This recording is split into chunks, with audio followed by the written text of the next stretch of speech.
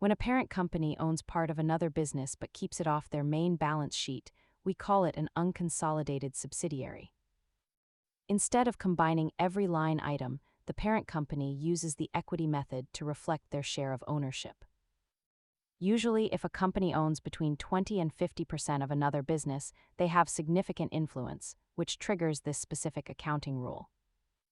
Companies often keep these subsidiaries separate because they lack full operational control or want to isolate specific business risks.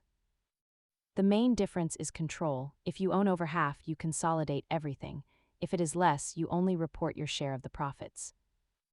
Consolidation inflates the parent's total assets and liabilities, whereas unconsolidated reporting shows a much leaner, single-line asset entry on the books. Smart investors always check the footnotes. That is where companies disclose the true health of these off-balance sheet entities. Understanding accounting structures helps you see the full picture. Subscribe for more money basics and follow us for your next finance deep dive.